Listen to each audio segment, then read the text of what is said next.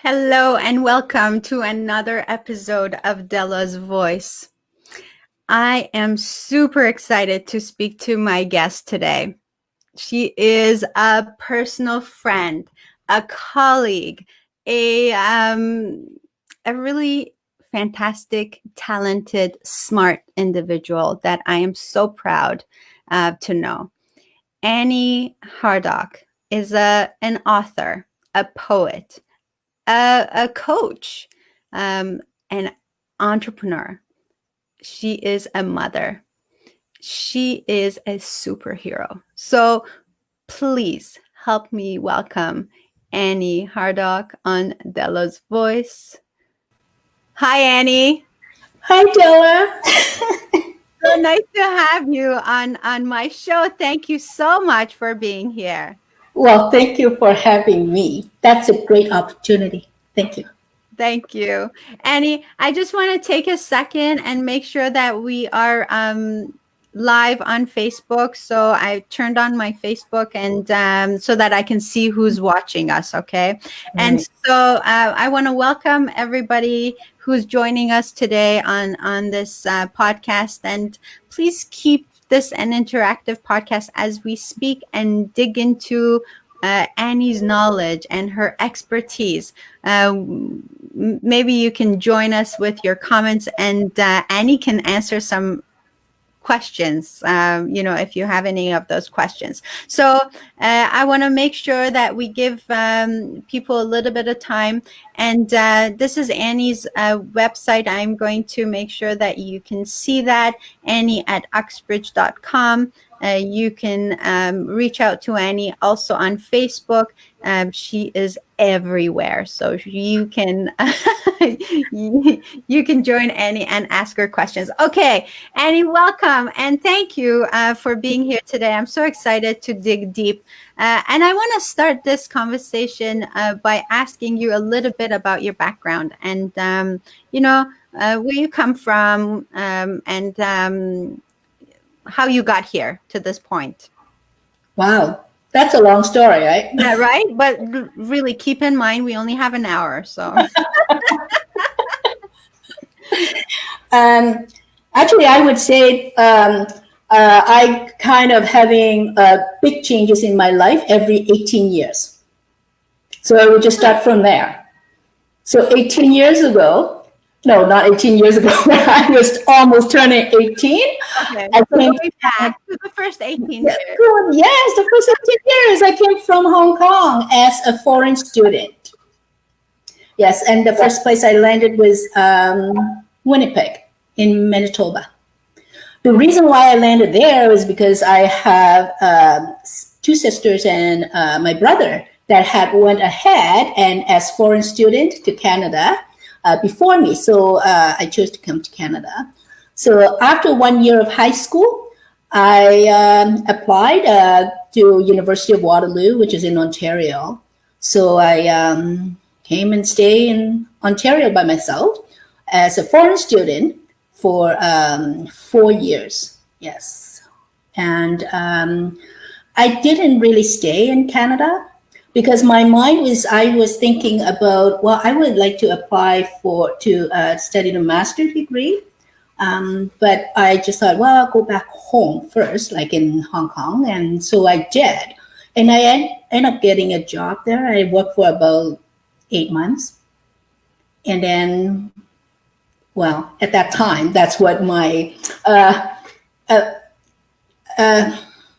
my ex now, that we met at university and we dated for 4 years. And he wanted me to come to Canada and get married. So that's what I did. So I ran to Canada and becomes a permanent resident and eventually became a citizen. That's my journey from like after university. And what I did was I became employee at the financial institution. And so my interests going from university, graduated in the math faculty in Waterloo, and focus on computer science. That's what I major in is computer science. And the other one, I guess people don't really know what it is called combinatorics and optimization. Oh, yes, say that again. Combinatorics and optimization. Okay, so what is that all about? Very math intensive type of degree that I got. So I got double major, and I could have got an economics minor if I do want to, because I did get enough courses, right? Because I didn't really went back to Hong Kong throughout all the summer, but because the university offered co-op, but I wasn't a co-op student, but I still taking courses during the summer. So I end up, instead of 4 years on a degree, I finished in 3.5 years. Right? Oh, wow. Okay. Yeah. So then my journey is like starting to get into become a full-time employee. But I chose the like financial field. I was really interested in it because we were writing programs and develop system for the traders, the money investment banking. So it has a lot to do with numbers. So I understand the math, and so I become a system analyst too, right? To liaison between the programmer and the business users. Right? So after about 4 years, and then I will tell you the other story that what happened that got me to decide to leave the job. And then I moved to another bank. And then after 1 year, and I decided to become a system consultant. So I set up, that's my first business. I set up a system consulting company myself. That was your first attempt at as an entrepreneur. Yes. Okay. So instead of working full time, so I went to like different banks. Mm-hmm. And because I loved it, like the financial system, and because actually, if you think about it, in the 90s, it was really, the financial industry was really like, they were making big money, like a lot. And also at that time, they were looking at new technologies and developing systems, right? So that's what I did. I did it for about 7 years. So I worked different until I had my son, right?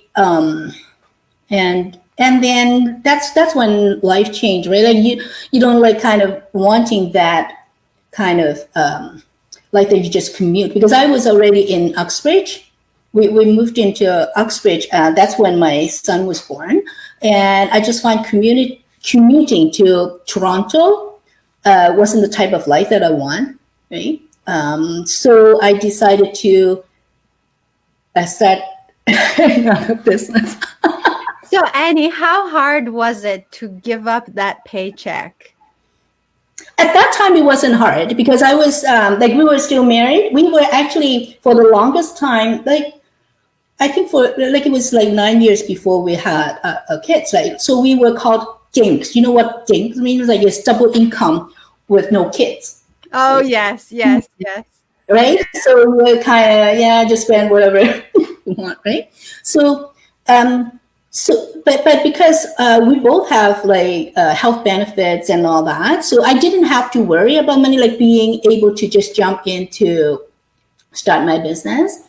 But when I started the business in Uxbridge, which I didn't know anyone in the community, because we actually just purchased like a 10 acres farm, hobby farm, but we didn't really know the community. It's like the property and bought it, right? But when I decided that commuting to Toronto every day wasn't alive. I just like, why did I have my kid if I don't even have time to see him, right? I only had time to see him like maybe for 1 hour before he went to bed when he was baby.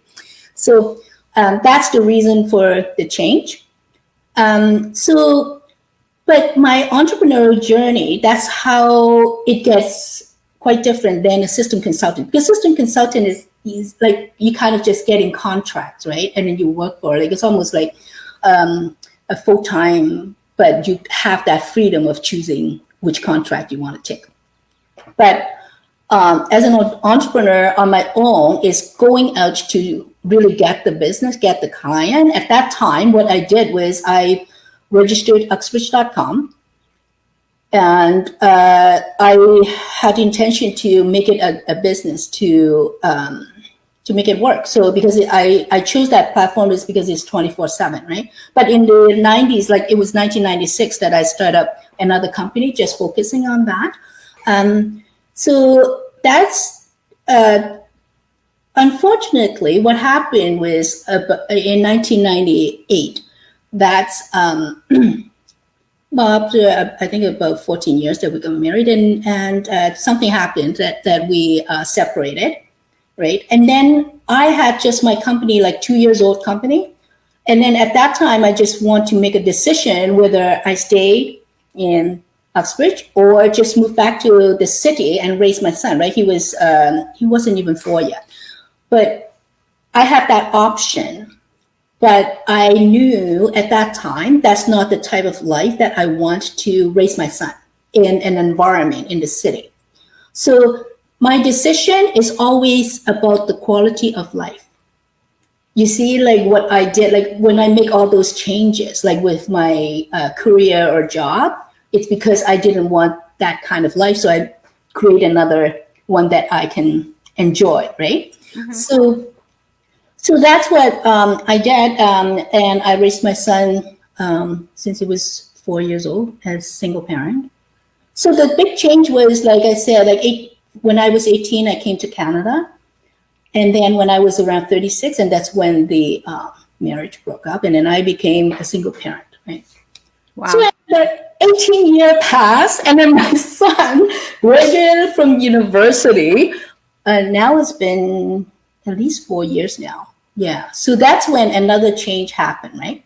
Because when he finished university, that's a next stage of our life, right? Yeah.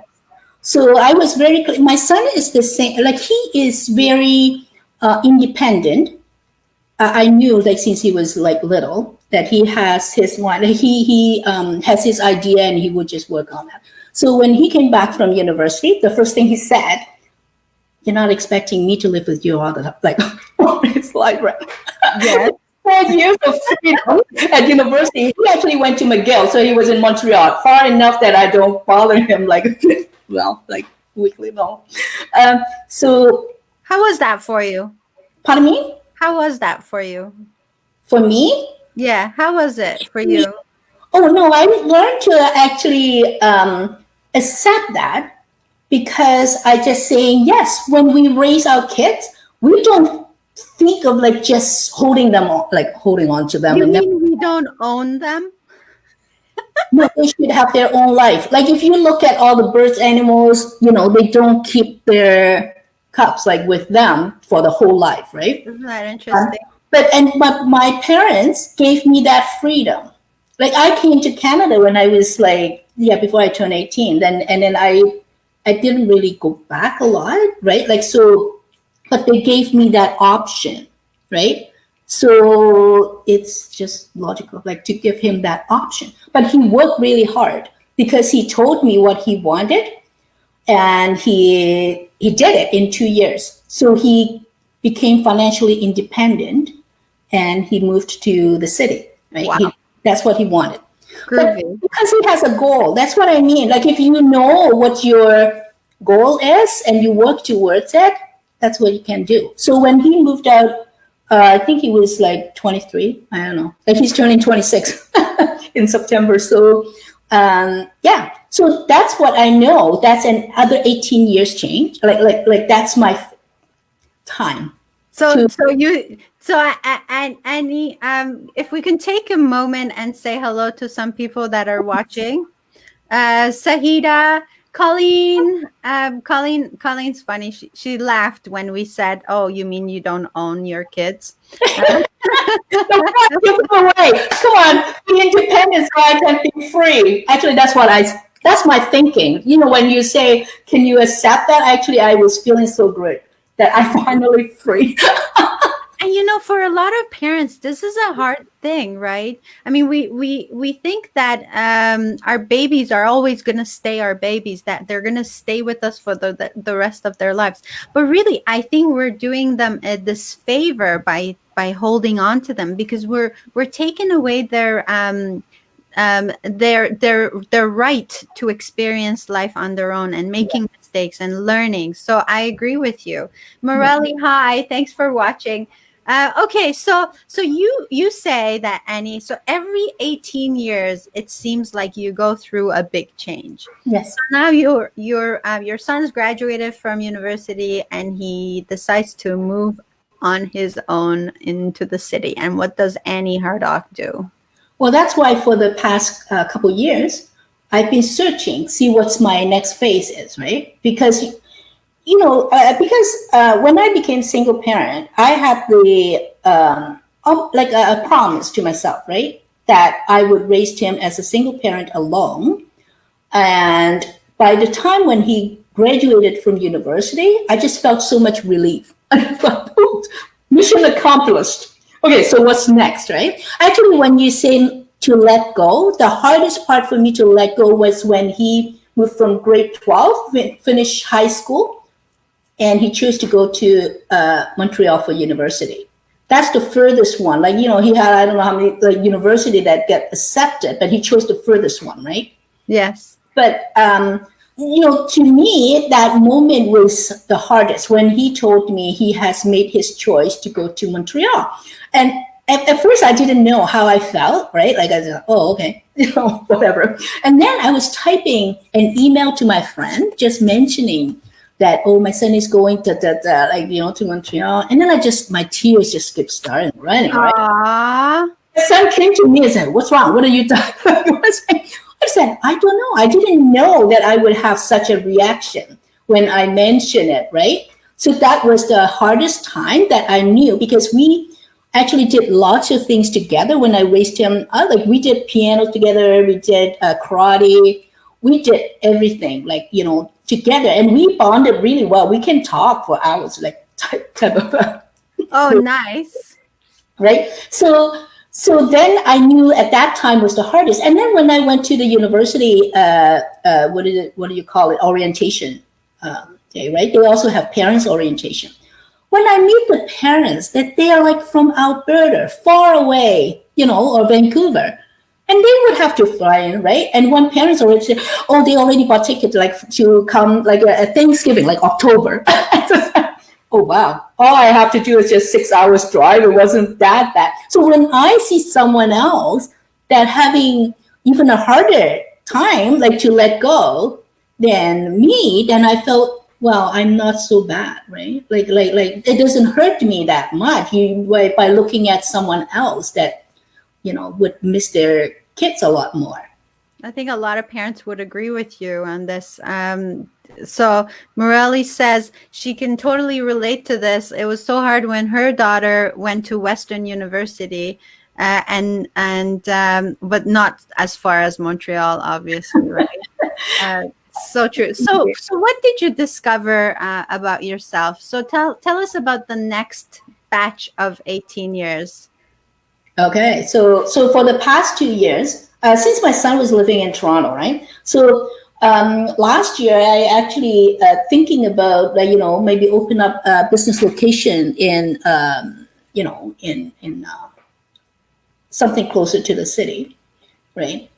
But when I start going out to network, like in the GTA, and also like looking for location, and then just a commute, and all that, and then I just I don't think I like that life. I just thought, especially if it's winter, you think I wanted to go to drive again? I'm spoiled. I'm just a few minutes from my business. I can walk to my business in about 10-15 minutes just by so I didn't want that type of life. So then so that's why I joined different networking groups or different looking at different opportunities. And then I finally, probably this year, I was so clear. Like in the past few months, I guess because of COVID, it just helped me. It's like now I know there's like 3 businesses that I am on track with, and which surprisingly it was on my vision plan that was done in between February and April 2019, and there were 3 streams, right? So now it's just so close to it that I'm now knowing they were right for me. And so now I'm just executing those plans. So it makes it so much easier, right? Because now I know what type of life I want to live in for at least the next 18 years, right? So I'm happy. So actually, it was from participating in James McNeil's 30 Days Miracle Challenge. Started in June 1st. And So that changed my life. That's changed. It just make it everything so clear. okay, so here we go. This is worth spending a little bit of time, okay? Because there's people who are going to watch this and maybe they're stuck in a job that they don't like, Annie. Maybe they're doing that day-to-day paycheck thing, and so, but they're not happy. They feel stuck. Maybe that's what it is that they feel stuck. um what would you say? What would you say? I Yeah, would what would you give you an say? example of the experience that I had because I felt in that same situation before. And so if you don't want this lifestyle that you're living in, like having the job that you just go, not happy, whatever you're not happy, then just you have to stop whatever you're doing, right? Otherwise, you just get the same thing that you are in. So when you decided to make a change, you have to know what kind of life you want to create, right, for yourself. So if you know what type of life, then you know whether you wanted like a type of life that we have lots of travelings and you want to be able, like, not staying at one place all the time. That's very different lifestyle than someone really want a home that, so I don't want to move anywhere for the next 20 years, right? I just want to have this neighborhood and that. So you have to be very clear on what you actually want, right? Mm-hmm. So I give you an example was when I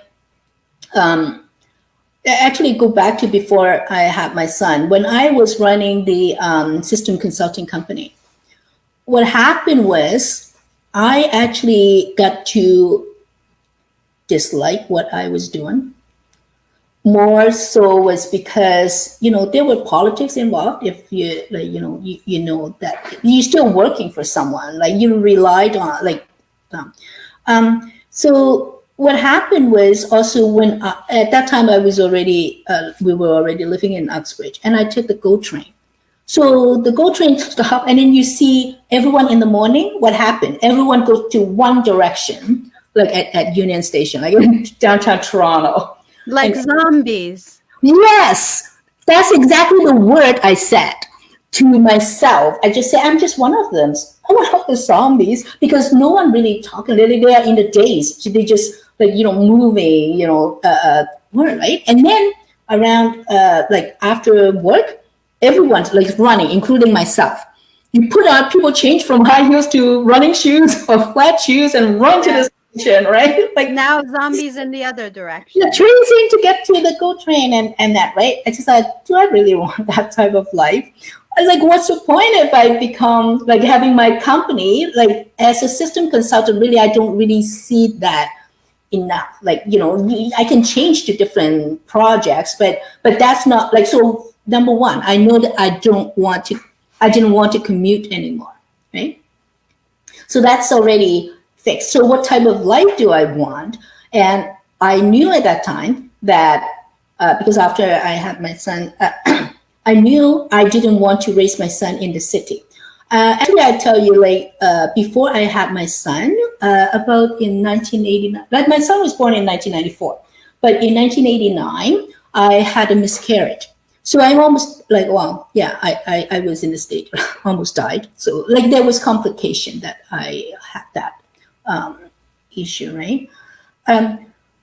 But when when I was pregnant with the first pregnancy, I was like so excited, and then I look for like I already prepared. I said, oh, I heard people saying like daycare takes years to on the waiting list, right? So I looked and said, what happened? Like I just look at where I work. It was like the very central in downtown Toronto.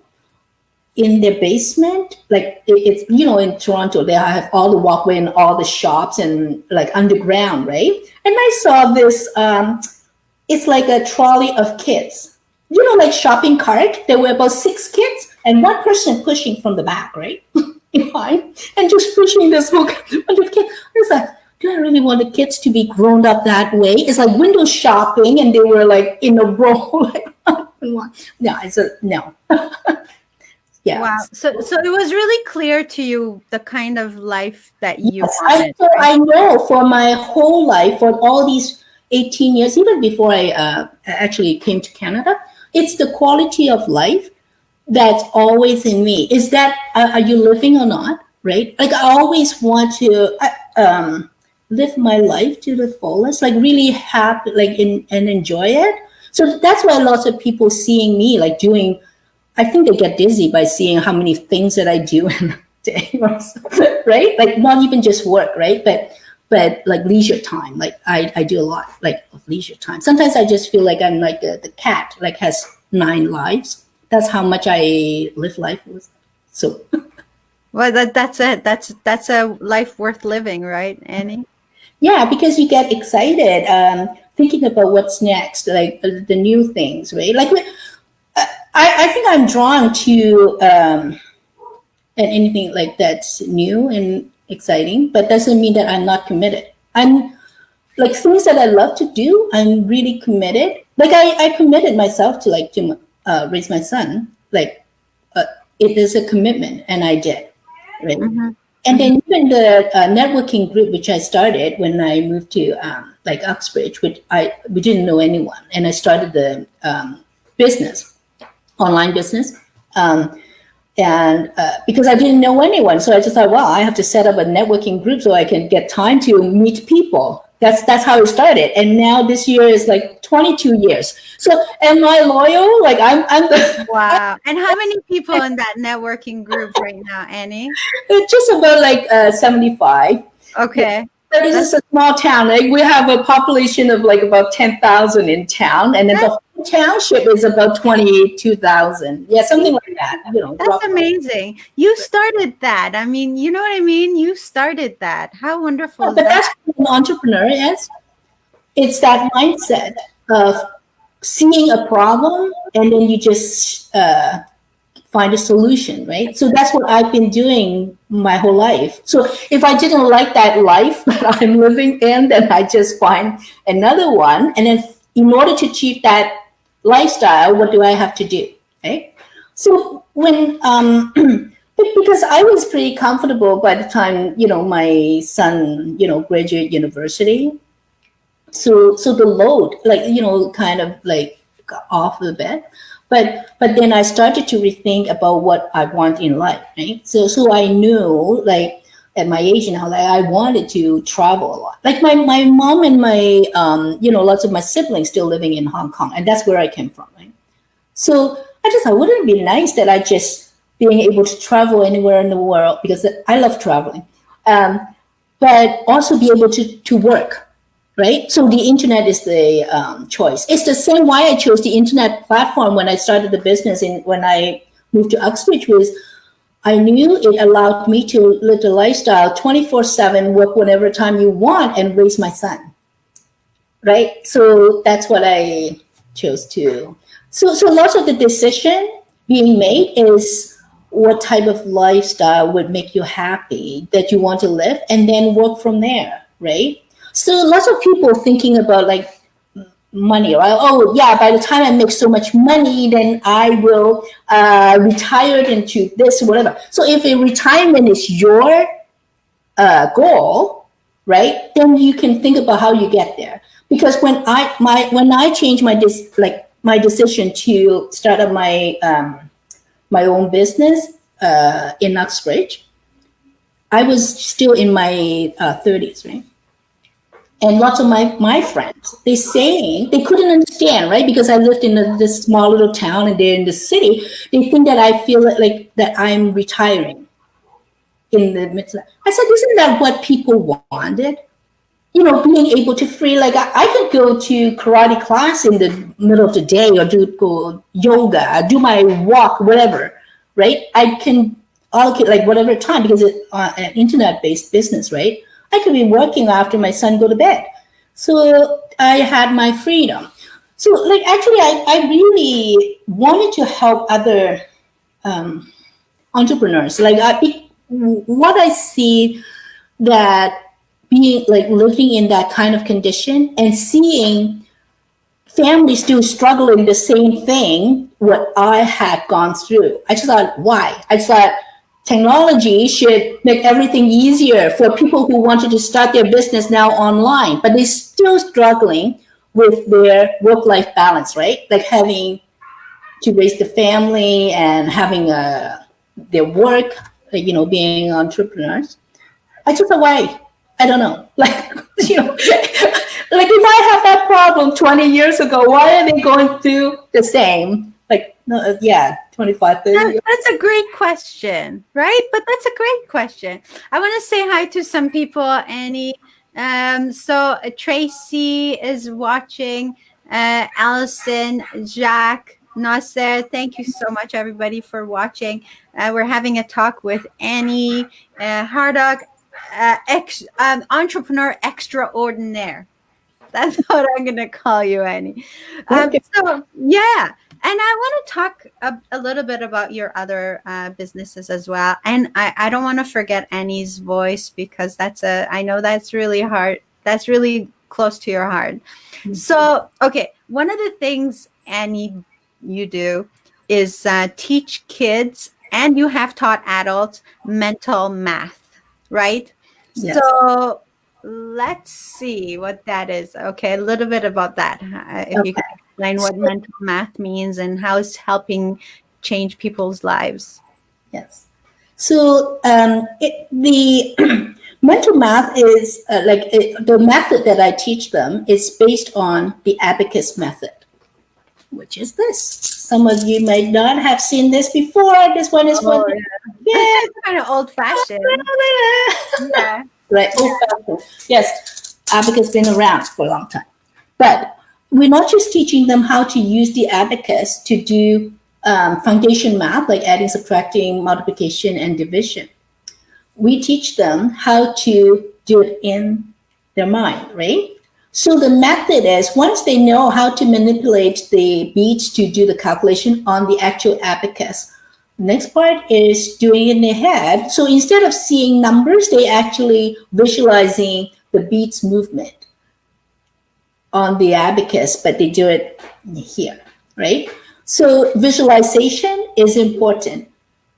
When you do meditation, some if it's guided, you imagine what's in the scene. So I actually didn't know that it is not easy for some people, but like this method, we train young children. Like to them, it's just like a normal thing. Like they can visualize the beat, and it has to be very clear, right? Because sometimes, the beats, you have to know exactly how many, right? Because it's a math. Like you can't be off by one or two. They're still incorrect, right?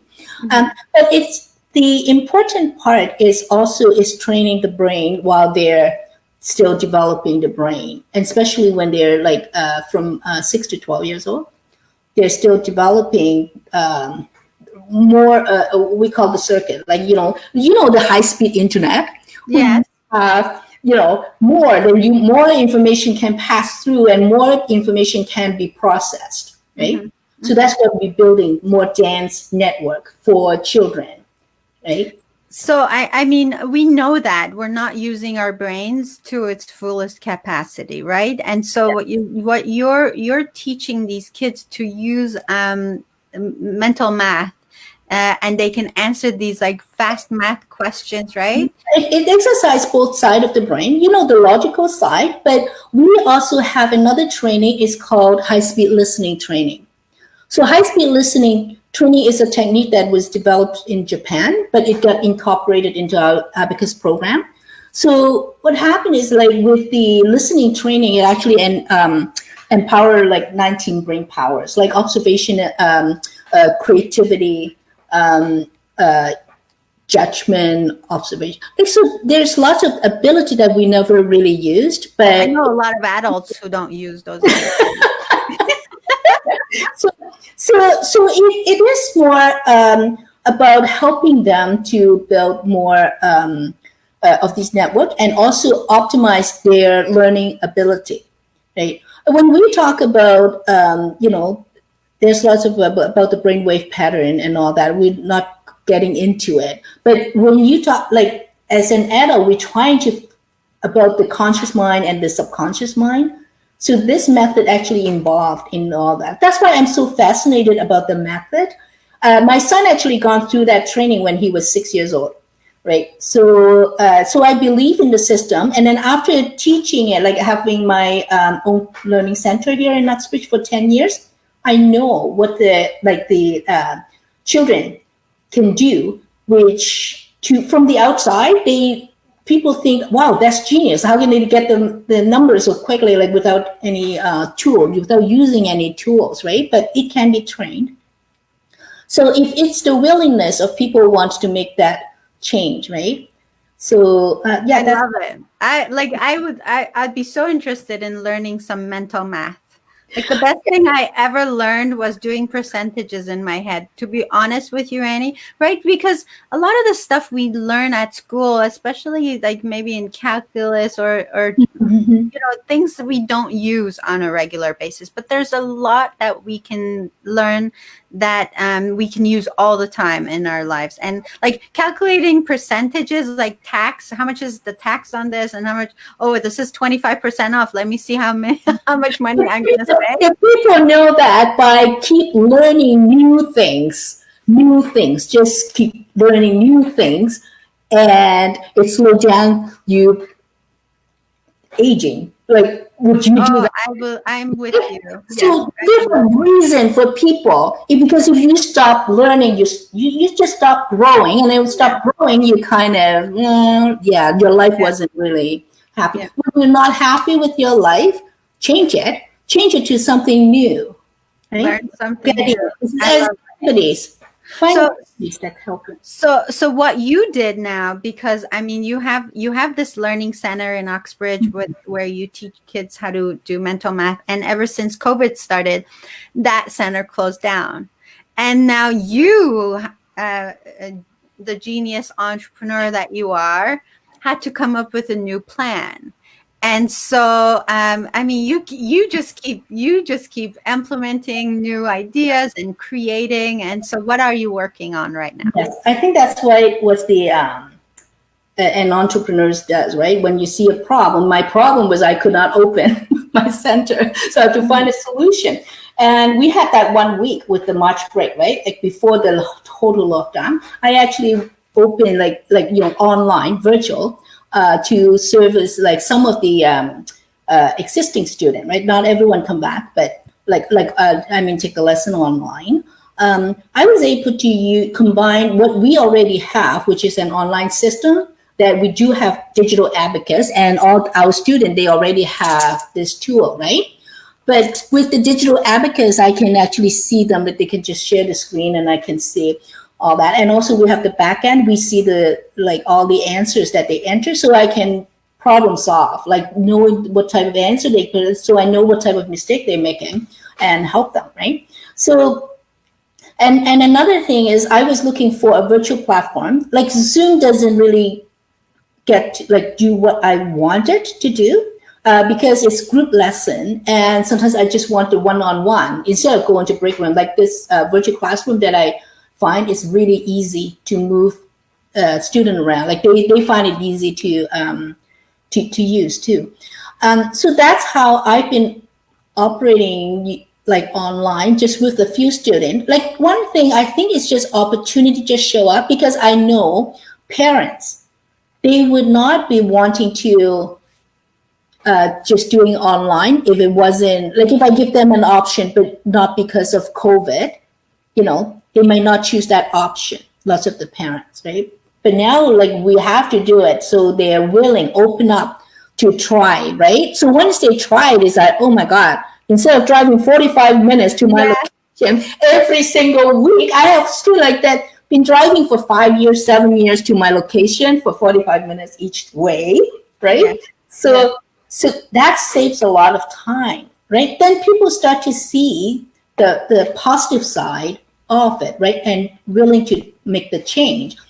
but people like sometimes they just so used to it, right? Oh, they always drop off their kids to do whatever Yes, yes. in activities, right? Now to save time, I actually have students that just finished a dance class on Zoom and then just jump into my. That- See how That's much time amazing. the parents have saved. Yeah, it's amazing. Yeah, So some people have joined us, Annie. yeah. Henrik, Sahida says hi, I know, Farida. Annie. Frida's watching us. Thank you so much, everybody who's Thank watching. We're you. talking to Annie and her talent in creating, a space for where she can be herself and living her best life, I while being an entrepreneur, right? You know, like during COVID, I was so excited. I actually now get up at 6 o'clock in the morning just because I'm so excited. Because what's coming, what's waiting for me.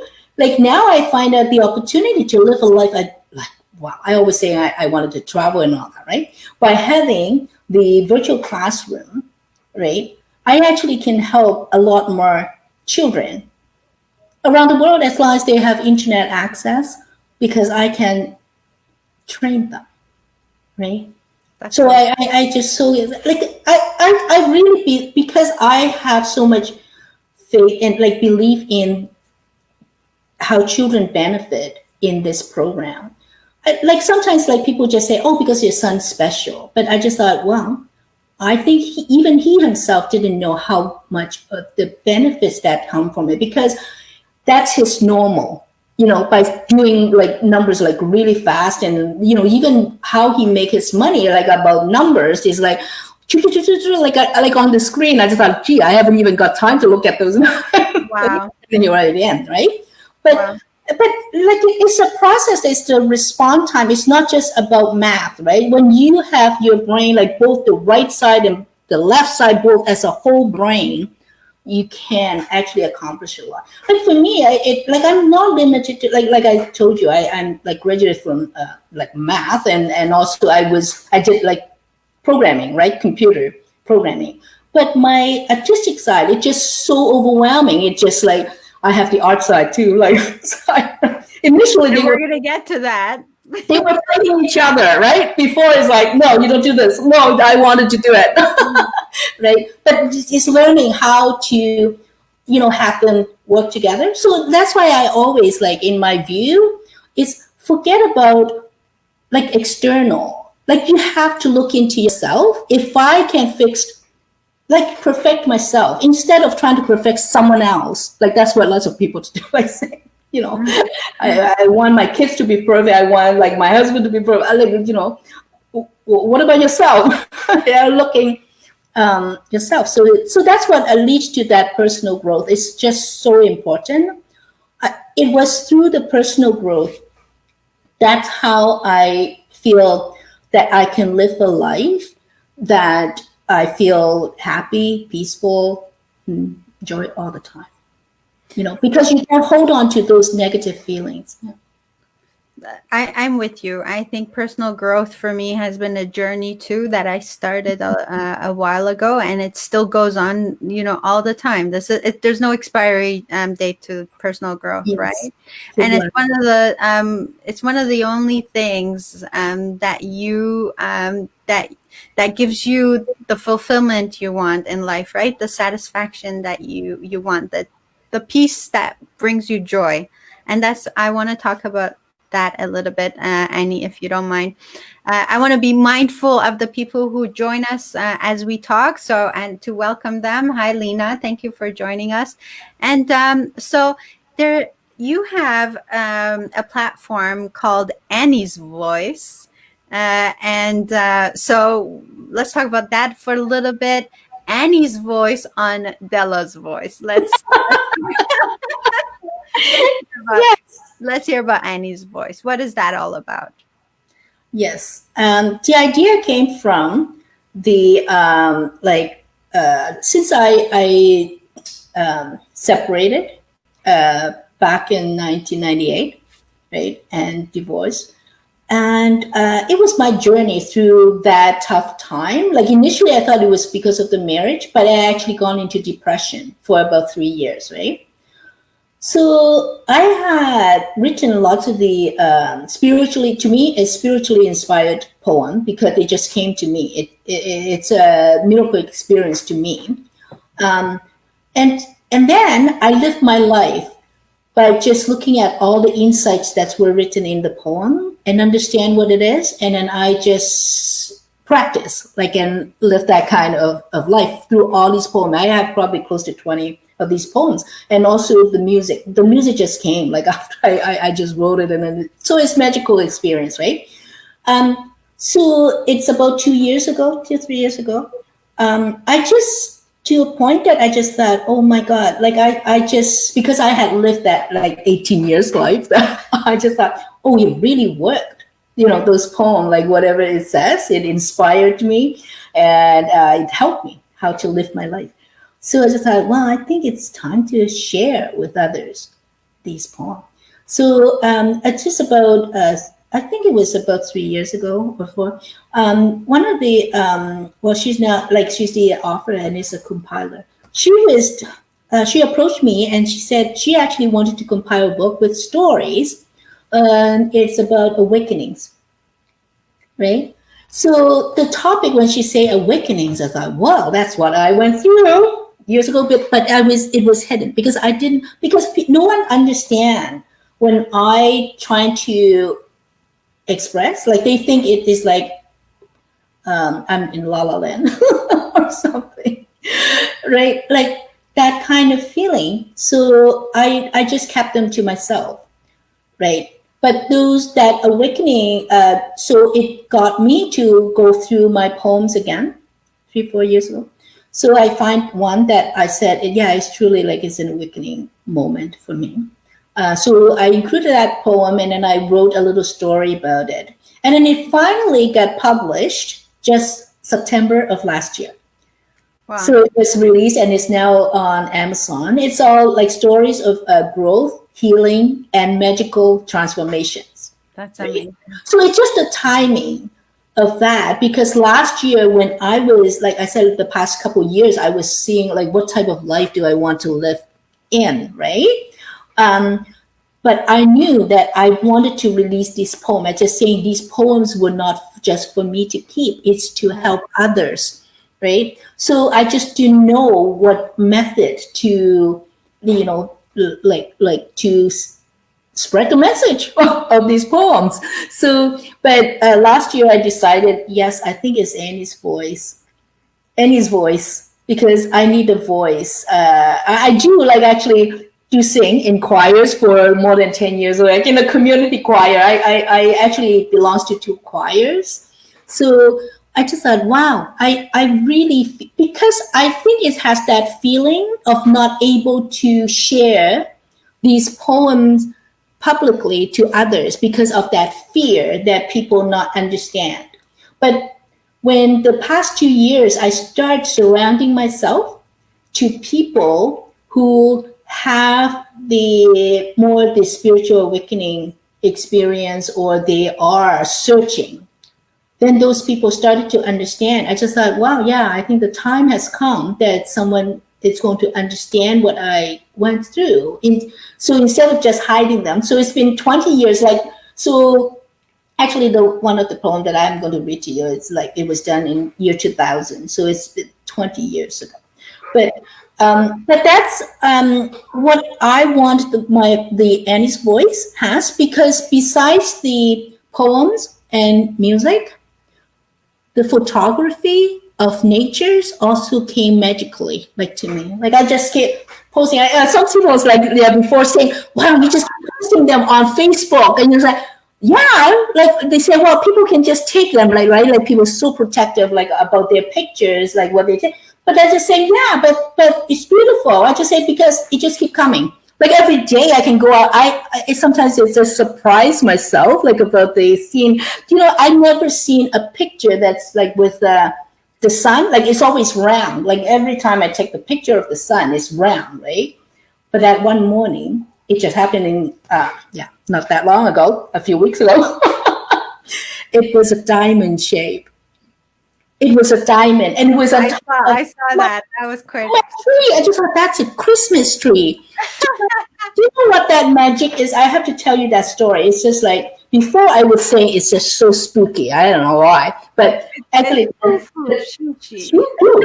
but the night before, I was attending Rodrigo's Create Magic in Your Life. His workshop. It was on Sunday night. And then at the end of the group session, someone was asking another participant, "Is that a Christmas tree behind you?" It wasn't decorated, but I guess he was in the basement of the tree. They said, "Oh, yeah, it's always been there." And so Rodrigo, like taking that topic, and he said, "We can all feel magic Christmas every morning, just like a child wake up in the morning trying to find what's under the tree, what's the Christmas gift is, right?" So because I hear that, so that morning, Monday morning, I was just finishing that 30-day miracle challenge, like live video at 7 o'clock. So right after it finished, and I turned my head from my bedroom window, and I saw the sun, and I thought, oh my God, it just right above that, I have the big spruce tree. So I kind of just take a picture, and I was like, what's this? And I check it again. I was like, it's a diamond shape. Diamond. I've never seen a diamond sign on the top. So it became a Christmas tree. It's like, so the next thing I start to think, I just saying, okay, what's my Christmas gift? Because like Rodrigo's saying, like so many of them, he just gets like a child, right? So excited. Childlike wonder, he says. Yes. So I start thinking, okay, what is my gift? And then I start thinking, oh my God, now I know. Because just like in the month of June, I always recorded my miracles things.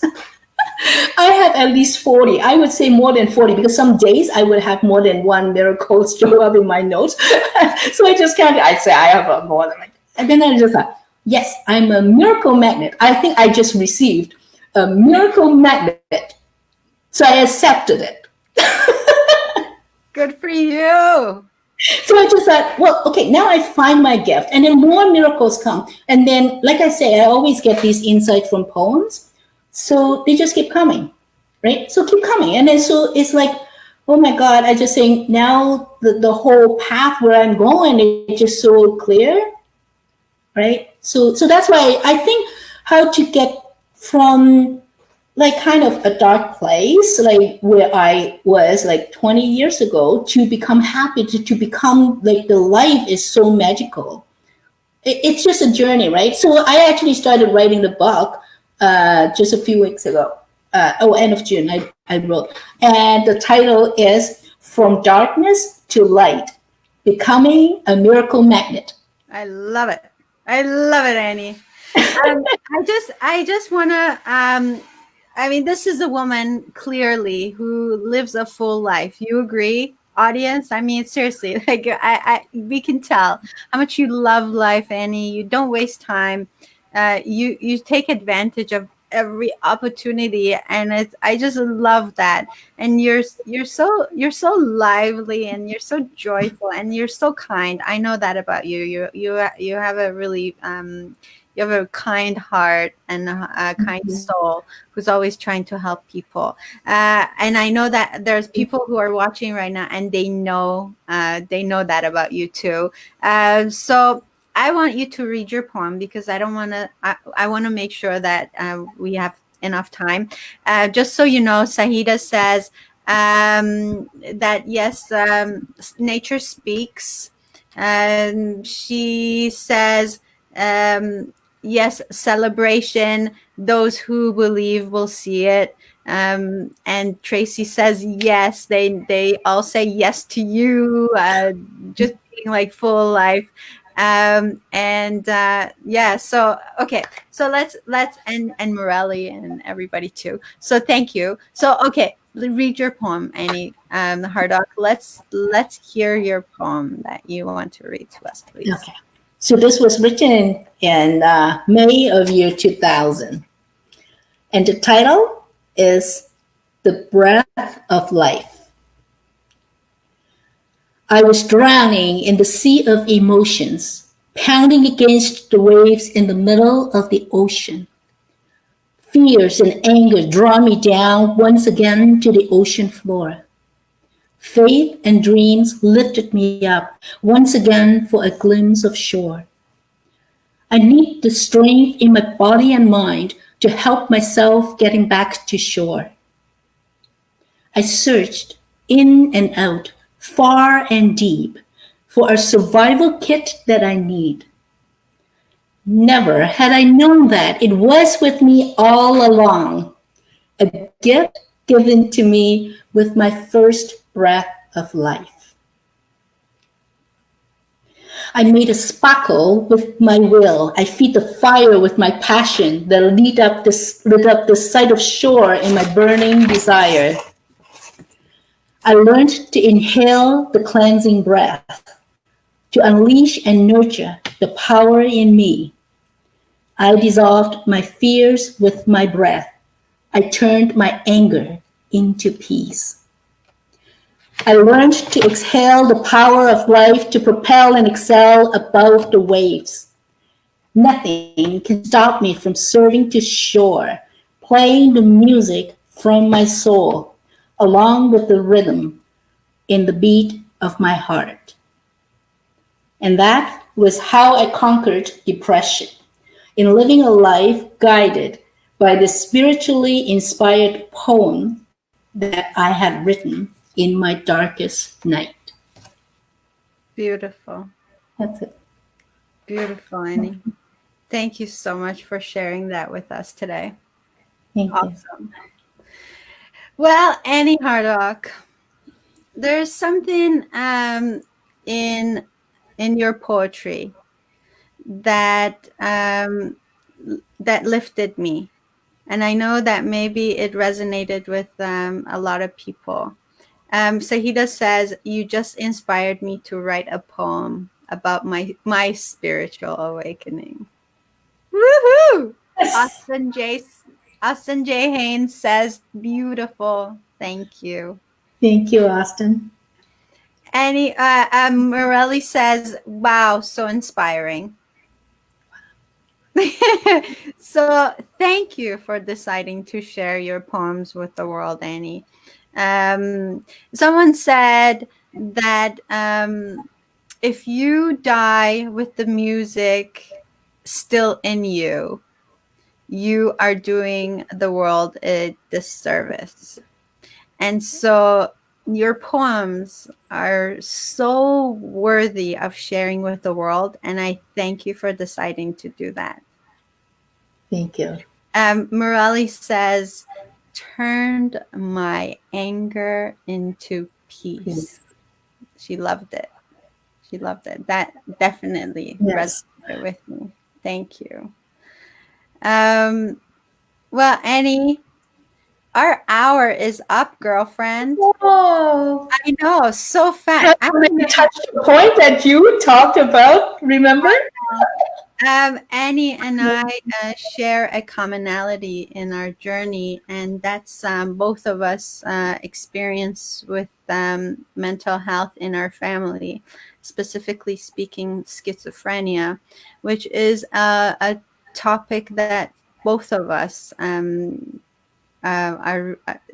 can relate to, and a lot of people. So we're just gonna have to do this again, Annie. We're gonna come back on here and talk a little bit more, because so I know that your take is the same, and when I approached you, you actually said, yeah, let's talk about it, because we do believe that there's so much stigma around the topic of mental health, and we all need to talk about it to make sure that people who are suffering, whether it's people who are suffering with mental health or the families who are giving care to their loved one, who perhaps are not talking because of the stigma surrounding this topic. So let's talk about it. More and more we talk about it, the more we normalize it, the more Yes. support we can get for the people. So Sahida says she can also relate. So I mean, I know there's a lot of people who can relate. I welcome more talks on the subject. Dela's Voice is a platform where you can talk about things like that bring hope into the world. That's what I ultimately want. So Yeah. Annie, please come back and let's continue that conversation. I want to give you a couple of more minutes to leave your fans, your new fans, with whatever you want to leave them with. Okay, so there you go. Yes. Yeah, I think contact me at Annie@uxbridge.com, and we can make a discovery call to see if we can, if I can of any help to someone. And also, I have just created a Facebook group, and it's called like Four Pillars of Entrepreneurship. Create the quality of life that your heart desire. So I would like, people who agree like with this kind of what we are pursuing in life is the quality of life. Yeah, come join me in this group, Facebook group. All right. Yeah, you're welcome. Yeah, contact me, and anyone like in business. I'm very kind of like I use the LinkedIn a lot. So just search for Annie Hardock on LinkedIn and connect with me. And she's also on Instagram under Annie's Voice, Yeah. and on Facebook under Annie Hardock. She's not hard at all to find. Yeah. Just search Annie Hardock on the internet. Do a Google search and you'll find. Or you can reach me and I will connect you to Annie.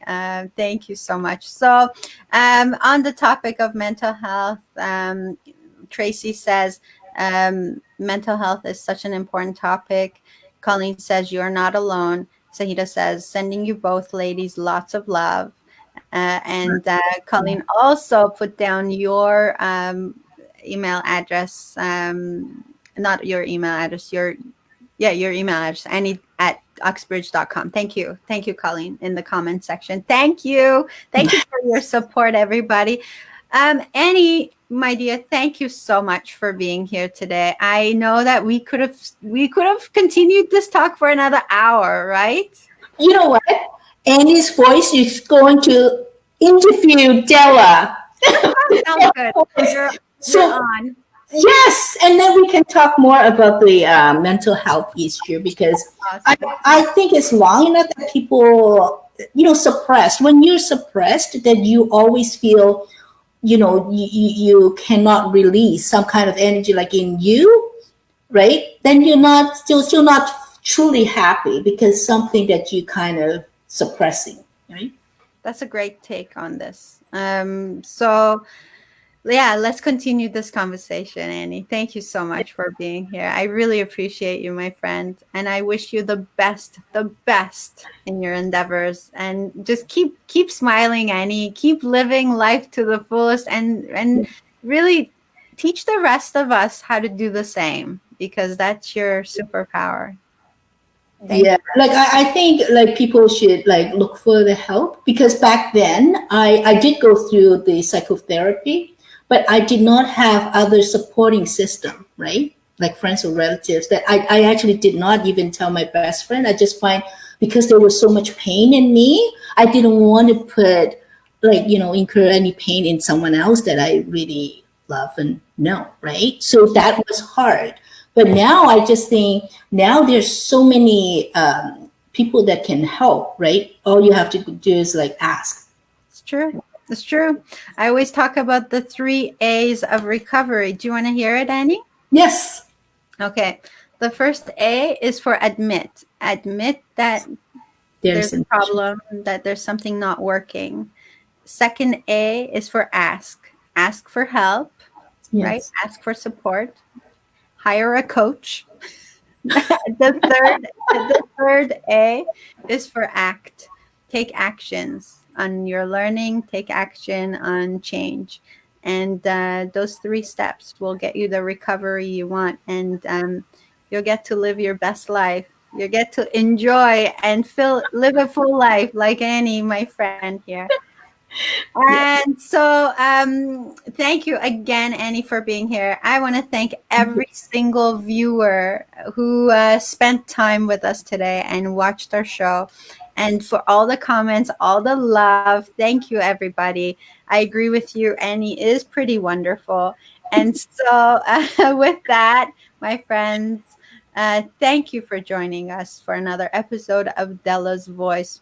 As always, this has been Della, hoping to spark your soul. See you next time. Take care. Thank you. Bye. Bye, Annie. Bye bye.